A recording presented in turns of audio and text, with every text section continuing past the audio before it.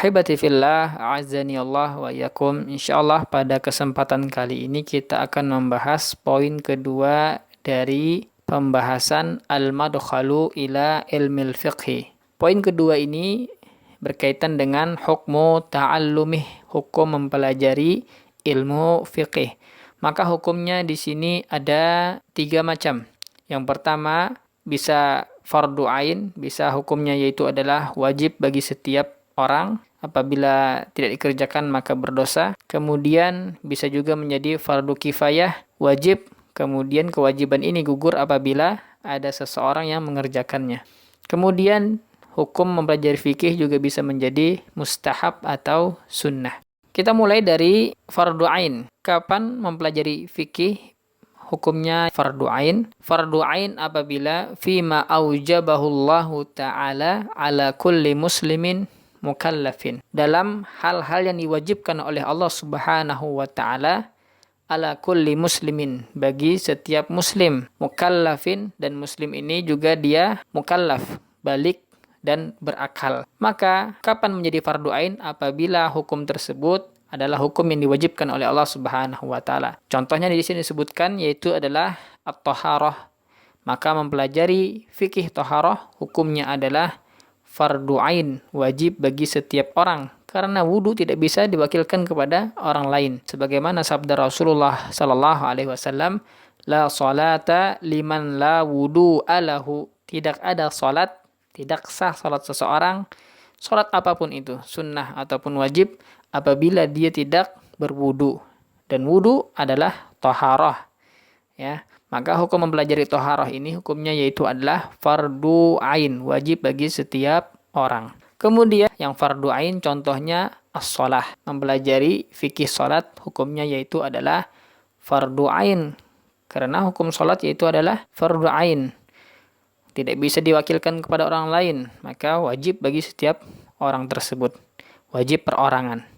Kemudian contohnya juga hukum mempelajari fikihnya adalah fardu ain, yaitu adalah as-shaum, puasa. Maka mempelajari puasa ini fardu ain karena hukum puasa juga adalah fardu ain. Kemudian zakat, ya, zakat mal, zakat fitrah, mempelajari hukumnya ini yaitu adalah fardu ain. Wa ghairuha minal ahkam al-wajibah, dan hukum-hukum yang lainnya yang sifatnya adalah wajib, maka mempelajarinya juga adalah wajib. Sebagaimana disebutkan di dalam sebuah kaidah, ma la yatimul wajibu illa bihi fahuwa wajib. Apabila kewajiban tersebut tidak sempurna kecuali dengan hal tersebut, maka hukum hal tersebut juga menjadi wajib. Segala kewajiban yang apabila tidak sempurna kecuali dengan mempelajarinya, maka mempelajarinya adalah hukumnya wajib.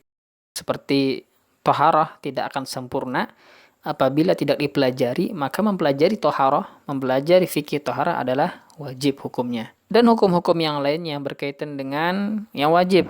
Ini adalah hukum mempelajari fikih yang pertama bisa menjadi fardu ain. Kemudian hukum yang kedua, kapan mempelajari fikih menjadi fardu kifayah?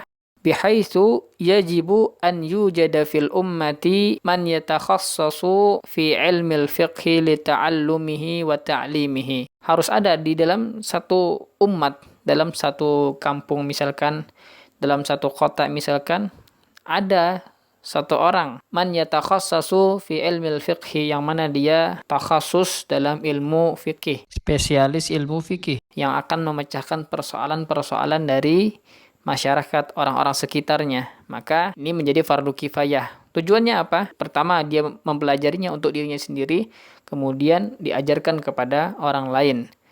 Menjadi ahli fikih ini hukumnya yaitu adalah fardu kifayah. Wajib paling tidak satu orang ada di dalam masyarakat tersebut ahli fikih. Sebagaimana Allah Subhanahu wa taala berfirman di dalam surah At-Taubah ayat 122, tidak sepatutnya orang mukmin pergi perang semuanya dikerahkan untuk perang. Falaula nafara min kulli firqatin minhum ta'ifatun. Kenapa tidak sebagian dari golongan di antara mereka yaitu tinggal bersama Rasulullah sallallahu alaihi wasallam liyatafaqahu fid din, untuk memperdalam agamanya, waliyunziru qaumahum idza raja'u. Kemudian mereka akan memberikan peringatan kepada kaumnya ketika mereka pulang. La'allahum yahdharun, ketika mereka kembali dari medan perang, agar mereka dapat menjaga dirinya, agar mereka berhati-hati. Kemudian, kapan mempelajari ilmu fikih menjadi sunnah atau mustahab? Maka di sini disebutkan ala man arada at-tabahhur fi daqaiqi ilmil fiqhi. Bagi orang-orang yang ingin tabahhur, ingin memperluas pengetahuannya, memperdalam pengetahuannya dalam ilmu fikih, ya.